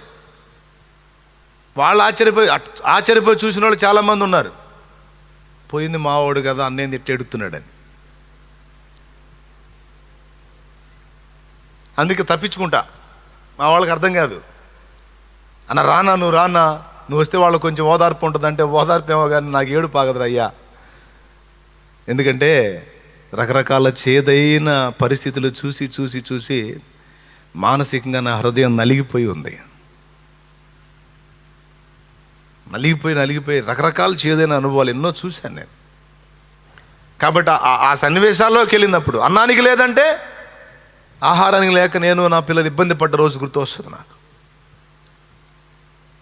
వస్త్రహీనత ఉంది అంటే ప్లాట్ఫామ్ మీద బట్టలు కొనుక్కొని సెకండ్ హ్యాండ్ బట్టలు కొనుక్కొని తొడుక్కున్న రోజు గుర్తు వస్తుంది నాకు.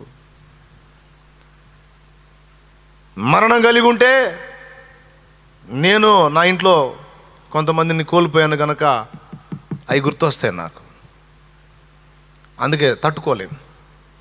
నేనేమో ఆ చిన్నోడు నాటకం ఆడుతున్నాను నాకు తెలీదు.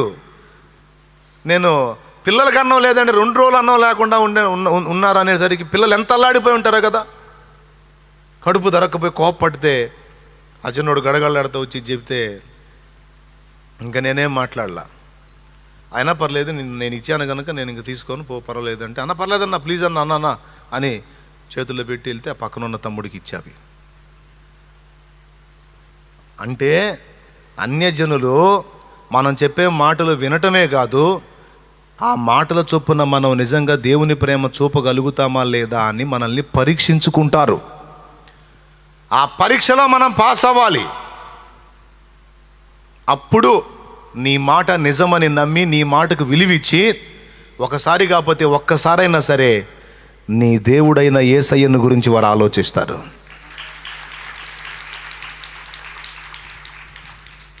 హల్లెలూయా, హల్లెలూయా.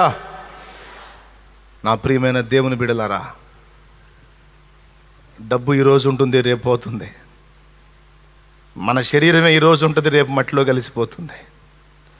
ఈ లోకంలోకి వచ్చినప్పుడు ఏమీ తీసుకొని రాలేదు. ప్రాణం పోయేనాడు ఏమీ తీసుకొని పో.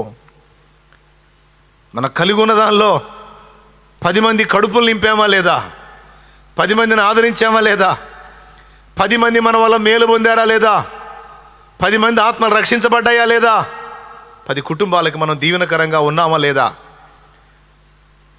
మనం తిన్నాం, మనం బాగున్నాం, మన ఇల్లు బాగుంది, మన పిల్లలు బాగున్నారు కాదు. సాటి వారికి మనం ఎంత మాత్రం ఉపయోగపడ్డాం, సాటి జీవితాలు ఎంతవరకు మన వల్ల మేలు పొందాయి అనే ఒక్క పాయింట్ని ప్రతి మనిషి గుర్తుపెట్టుకోవాలి నిజంగా.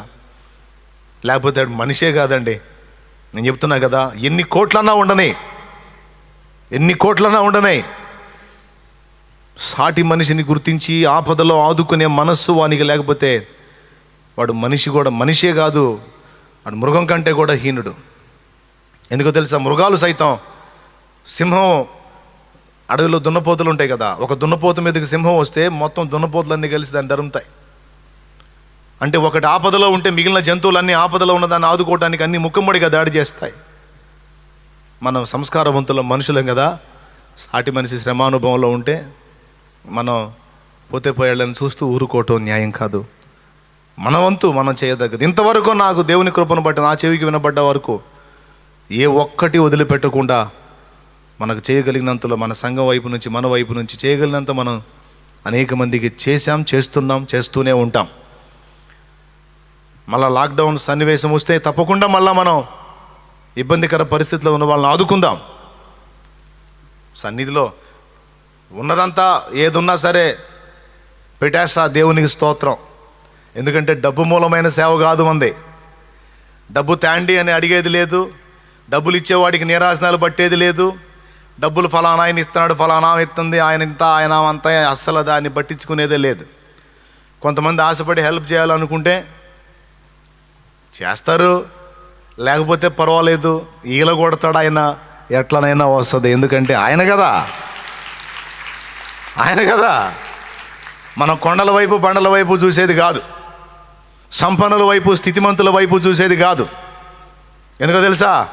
కొంతమంది సంపన్నులు ఉంటారు కానీ దాతృత్వం ఉండదు. నా దేవుడు బీద బిడ్డల్ని వాడుకొని ఇంత పరిచర్య చేపించాడు.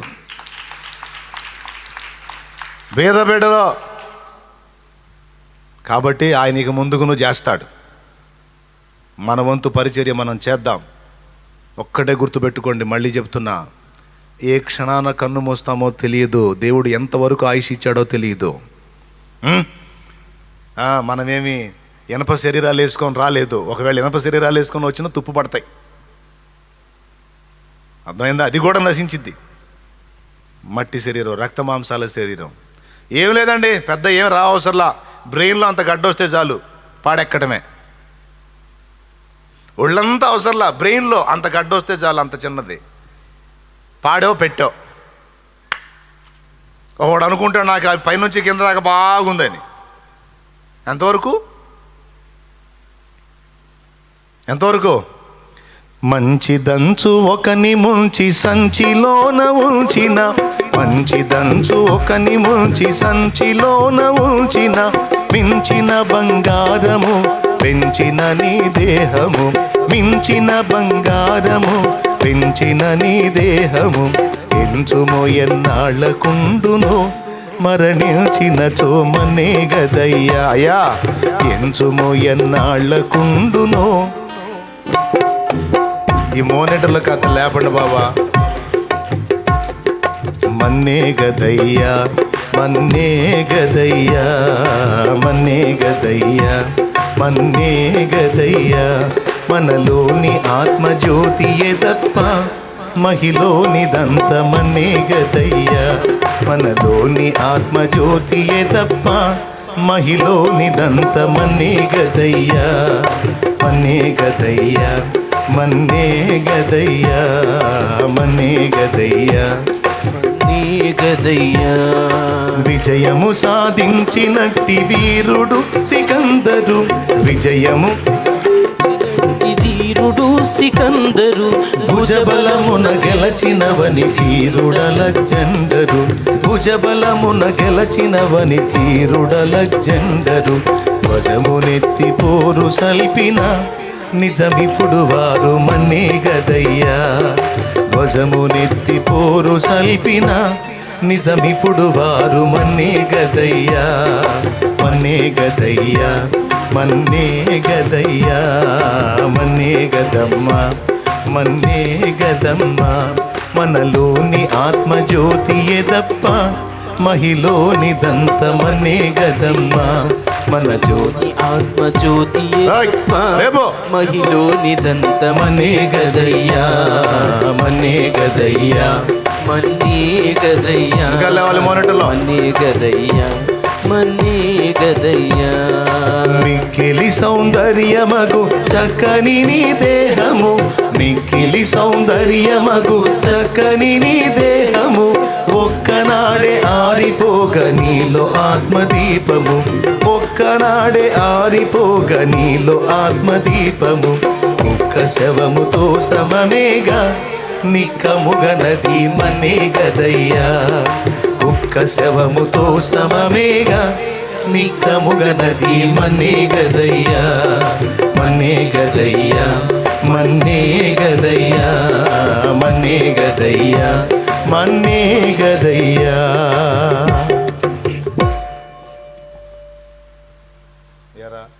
మోనిటర్ లేచినాయా చూసుకోరా, ఇక్కడ కూర్చొని చూడరా.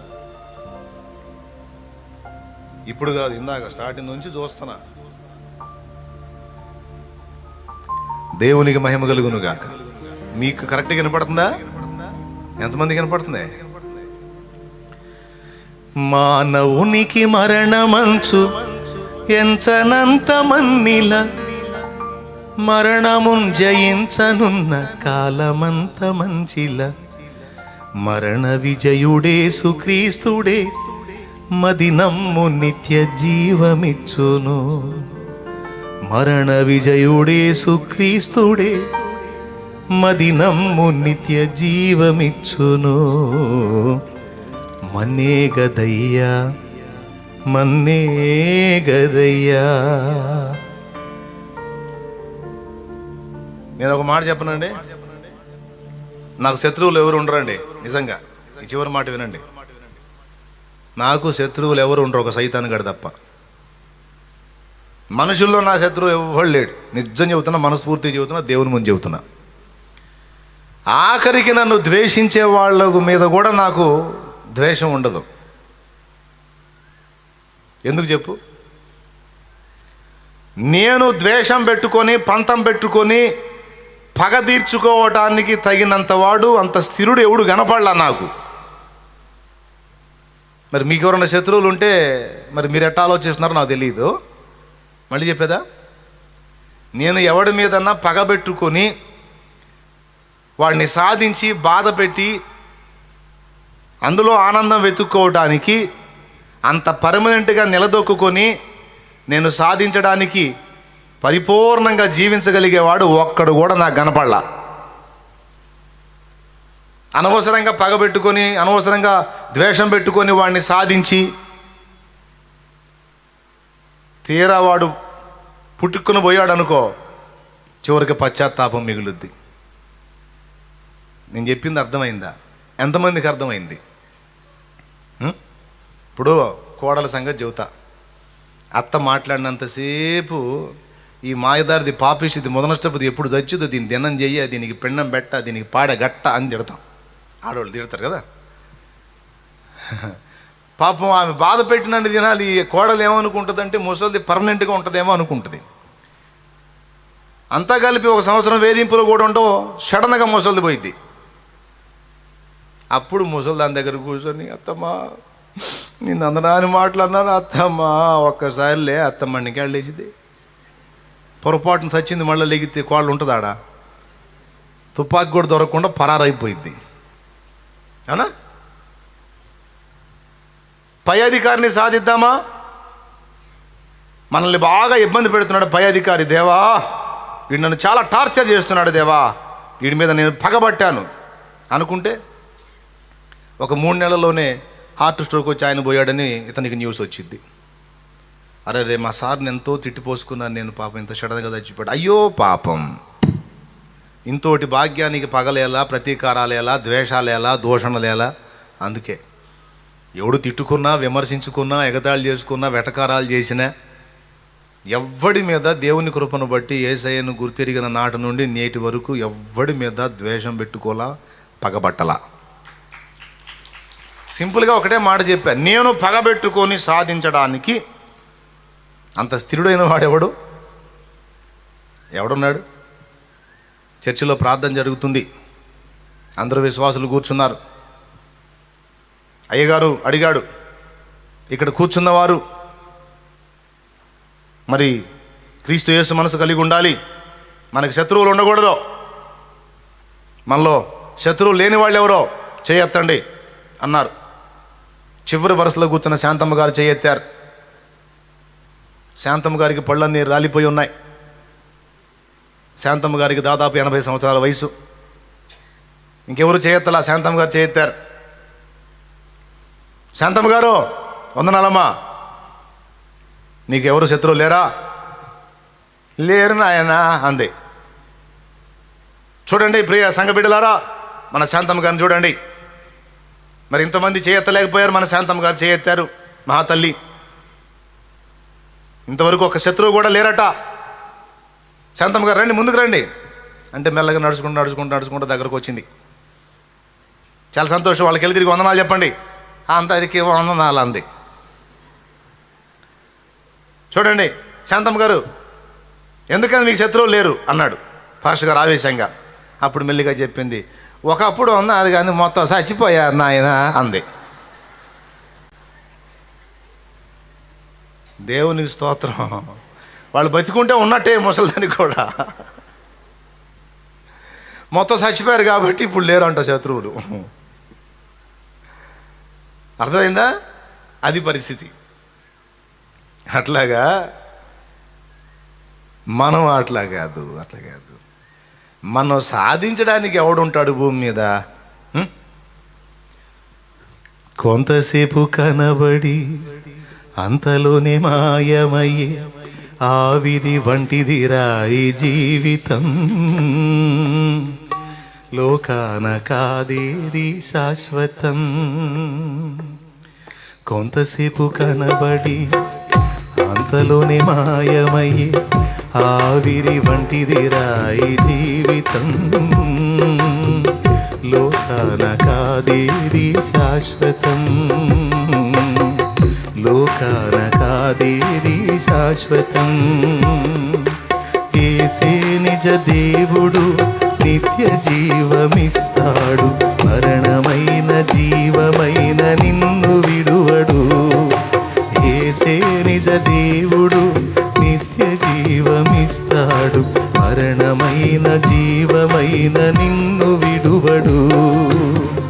కొంతసేపు కనబడి అంతలోనే మాయమయ్యే ఆవిరి వంటిదిరా ఈ జీవితం. లోకాన కాదేది శాశ్వతం. లోకాన కాదేది శాశ్వతం.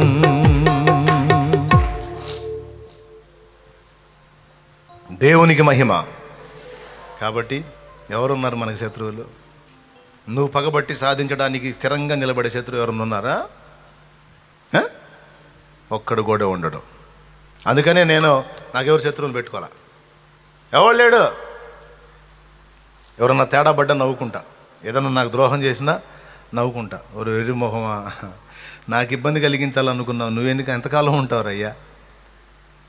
నన్ను నష్టపరచాలనుకున్నావు, నువ్వు ఎంతకాలం జీవిస్తావురా పిచ్చోడా? ఇక్కడ ఉండేది నువ్వు స్థిరం కాదు, నేను స్థిరం కాదురా నాయన.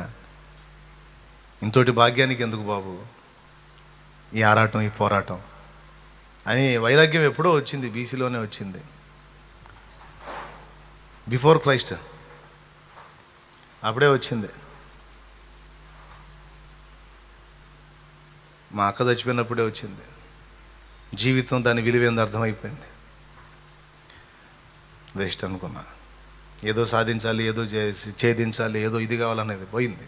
పోయి బతికినంత వరకు ప్రజాక్షేమం కొరకు, దేవుని చిత్తం నెరవేర్చుట కొరకే బతకాలి,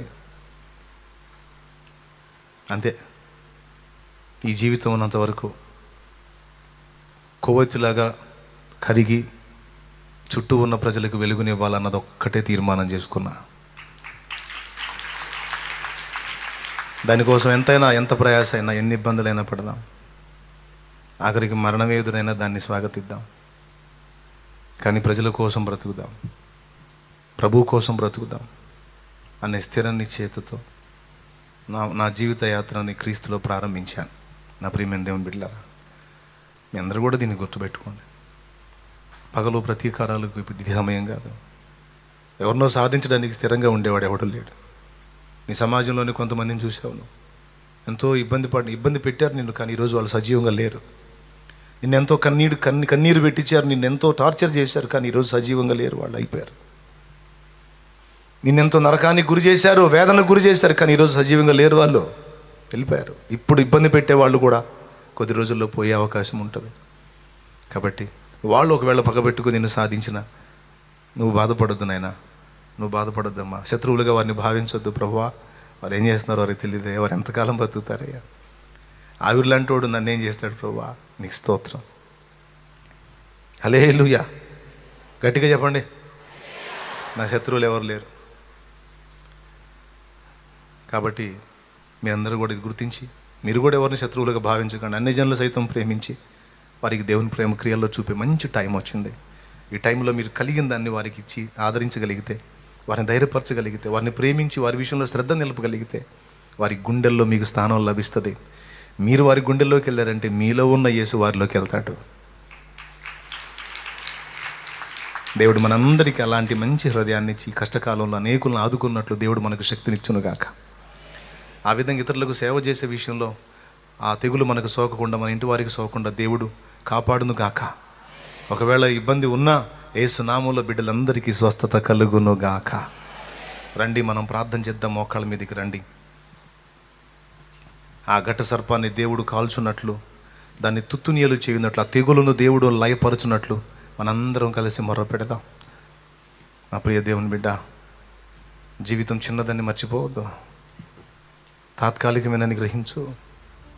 చూడు చూడు చూడు చూడు చూడు మరణము కిటికీలు ఎక్కుతుంది. చూడు, వయసు తారతమ్యం లేదు. చూడు, యవనస్తులు, వృద్ధులు, స్త్రీలు, పురుషులు, చిన్నలు, పెద్దలు అన్న భేదం లేకుండా రాలిపోతున్నారు. చూడు, అకాలంలో అంజూరపు కాయలు రాలిపడినట్టు ఈ భయంకరమైనటువంటి టైంలో అనేకులు దెబ్బతింటున్న పరిస్థితి, భయం గుపెట్లో బతుకుతున్న పరిస్థితి. గుండె చెదిరిన వారిని దేవుడు ఆదరించున్నట్లు ప్రార్థన చేద్దాం. భారతదేశం మీదికి బయలుదేరినటువంటి ఆ ఘట సర్పాన్ని దేవుడు త్రొక్కున్నట్లు, ఆ తెగులు అణచివేయి ఉన్నట్లు, జన నష్టం కలగకుండానట్లు, ఆ సర్పాన్ని దేవుడు పొడచున్నట్లు, కాల్చున్నట్లు మనం మొరపెడదాం. దేవా దేవా, ఈ సమయంలో నీవు తప్ప దాన్ని నిర్మూలించగలవాడెవడు లేడు ప్రభువా. నీవు తప్ప దాన్ని నాశనం చేయగలవాడెవడు లేడు ప్రభువా. అది మహాఘట సర్పం వలె జలములలోనికి ప్రవేశిస్తుంది ప్రభువా, జలములలో తిరుగుతుంది ప్రభువా, మనుషులలో తిరుగుతుంది ప్రభువా. అది ఎంతో బలమైనదిగా ఉంది ప్రభువా. దాని శక్తి నిర్వీర్యమైపోవాలి, అది కాలిపోవాలి. యేసు నామములో మేమందరము ఏకమై ప్రార్థన చేస్తున్నాం దేవా, ఏకమై ప్రార్థన చేస్తున్నాం దేవా. మా ప్రజలు, మా సోదరులు ఎంతమంది దాని బారిన పడున్నారో ప్రభువా. ఎన్ని కుటుంబాలను చుట్టేసిందో ప్రభువా, ఎన్ని కుటుంబాలను చుట్టేసిందో ప్రభువా. ఎంతమంది బిడ్డలు తలుపులు వేసుకొని ఉంటున్నారో ప్రభువా. ఇదిగో విశ్వాసంతో ప్రార్థన చేస్తున్న వారి మీద నుండి ఆ తెగులు ప్రభావం నజరేయుడగు యేసు నామమున తొలగిపోవునుగాక. బిడ్డలందరూ కూడా అద్భుత స్వస్థత ఈ రోజే, అద్భుత విడుదల, అద్భుత స్వస్థత ఈ రోజే, ఈ క్షణమే యేసు నామములో విడుదల కలుగునుగా. వారి రిపోర్ట్స్ మారిపోవాలి యేసు నామములో, వారి రిపోర్ట్స్ మారిపోవాలి యేసు నామములో. ఈ తెగులు బారిన పడ్డ వాళ్ళ రిపోర్ట్స్ యేసు నామములో మారిపోవాలి. వారి శరీరాల్లో అద్భుత విడుదల కనపడాలి, స్వస్థత కనపడాలి, బాగుపడిన అనుభూతి కనపడాలి. నా ప్రభువా కరుణించు, నా ప్రభువా కృప చూపు, నా ప్రభువా సహాయం చేయి. స్వస్థపరచు, స్వస్థపరచు, స్వస్థపరచు. దేవా వందనాలు, దేవా వందనాలు, దేవా వందనాలు, దేవా దేవా స్తోత్రాలు, దేవా స్తోత్రాలు, దేవా స్తోత్రాలు, దేవా స్తోత్రాలు, దేవా స్తుతులు తండ్రి, కృతజ్ఞతలు తండ్రి, వందనాలు తండ్రి. రక్షక యేసు స్తోత్రాలు. నా ప్రియుడా, నా ప్రార్థన ఆలకిస్తావని నమ్ముతున్నాం దేవా.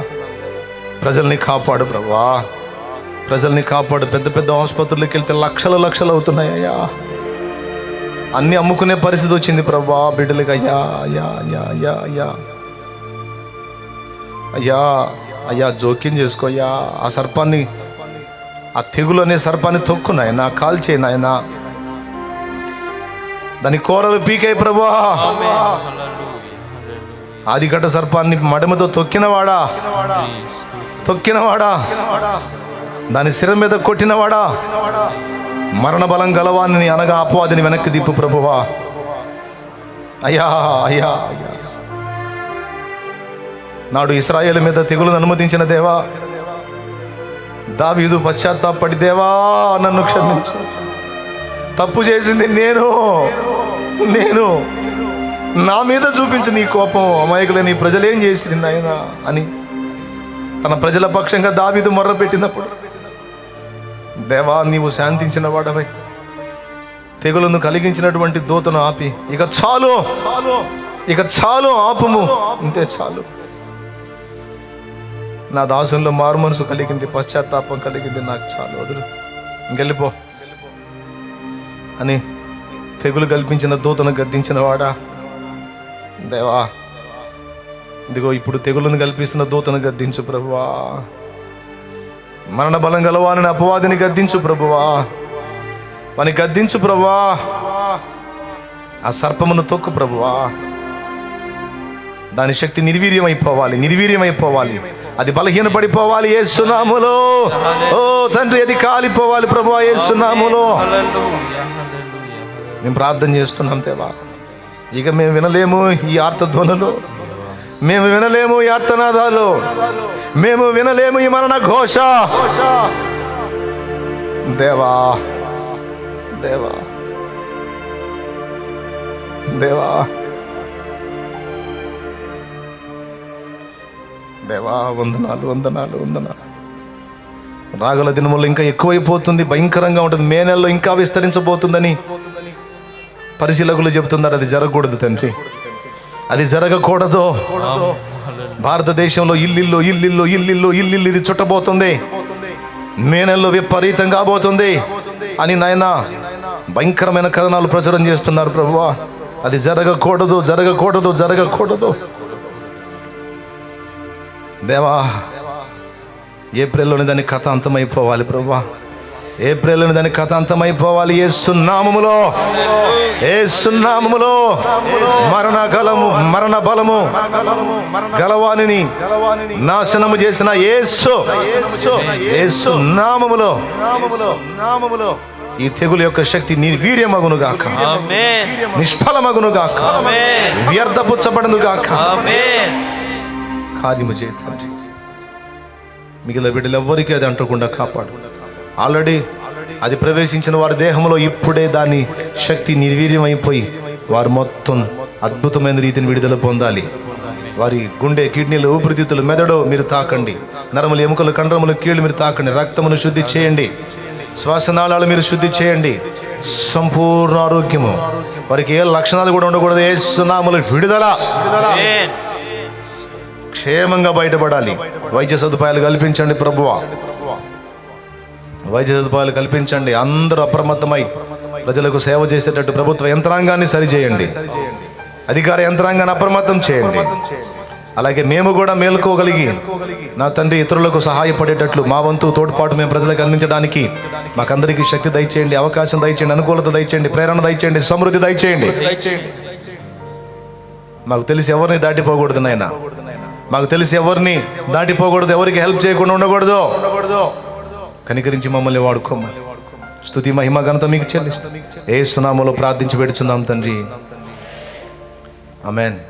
మన తండ్రి అయిన దేవుని ప్రేమ, ఆయన ప్రియ కుమారుడు లోకరక్షకుడైన యేసయ్య శాశ్వత నిత్య కృప, పరిశుద్ధాత్మ దేవుని యొక్క అన్యోన్య నిత్య సహాయ సహవాస సమాధానం సమకూడింది మనకు సకల పరిశుద్ధులకు సార్వత్రిక సంగమంతటికి సదాతోడే మనందరూ నిత్యత్వంలో చేరు పర్యంతం మనల్ని నడిపించును గాక.